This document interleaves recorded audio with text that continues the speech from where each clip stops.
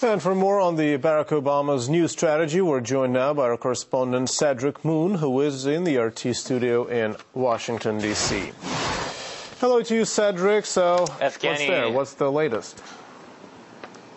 Hello, Evgeny. We are today now talking to Lawrence Wilkerson, who is the former chief of staff to former Secretary of State Colin Powell, and who is currently a professor and also a national defense expert. Welcome, first of all, to you. The speech last night by President Obama, let's first of all get your initial reactions to it. I think the speech was sane, sober, and somber, and it needed to be. First of all, because of the venue, West Point. I've spoken there myself 2 or 3 times in the last couple of years. I recognize a lot of the faces, staff, faculty, and cadets.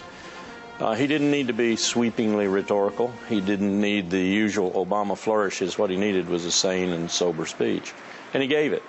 And what the speech reflected in my mind was the fact that he has deliberated, and that is quite a contrast to the administration I served. They pulled out pistols and shot things.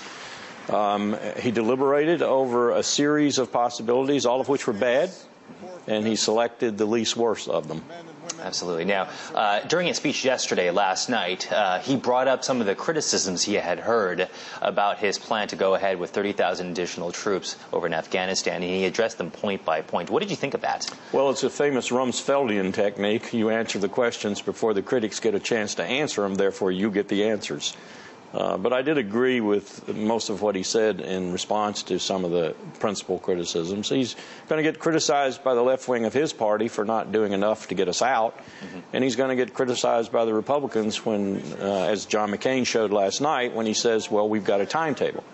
You can't win, you can't lose, you're damned if you do and damned if you don't. And I think he tread the center of that decision calculus, if you will, fairly astutely. I think he was trapped.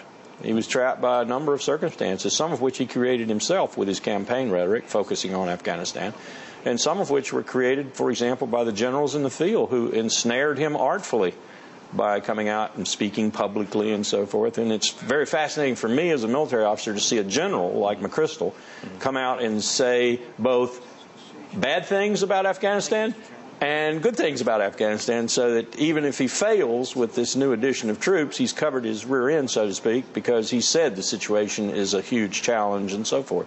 And David Petraeus, of course, kept a foot in both camps. I'm an optimist, I'm a pessimist. Right. I'm going to switch gears just a little bit here, but earlier you had been on with us, and I think your quote was, you can't support something more than what their own government wants. Yeah, absolutely. Your reaction to that now, in light of last night's speech? We tried that in Vietnam. You simply cannot want something more in a country than the government of that country wants it, illegitimate or legitimate. And in the case of Vietnam, it was largely illegitimate, and we paid for it. And I'm afraid that increasingly in Afghanistan it's largely illegitimate, and I think the recent elections sort of proved that. It remains to be seen whether or not Karzai can establish, in the short time he has left with major international support, some sort of legitimacy. The joke in Kabul, for example, is Karzai controls less and less of Kabul, not just Afghanistan. That's a pretty difficult joke to laugh at. Okay, I'm going to ask you, kind of looking at this crystal ball then, in light of what you had just said right now, then is this a failure in the making? It would be difficult to describe it any other way. It's marking time. It's making a middle-of-the-road decision, the least worst decision, if you will, politically and internationally. It's saving the NATO alliance for another 18 to 24 months, because if they fail in Afghanistan, color them dead. But I don't see a whole lot of hope along the way for some sort of resurrecting, some sort of deus ex machina, God out of machine, something coming in and resurrecting the situation. It looks pretty forlorn.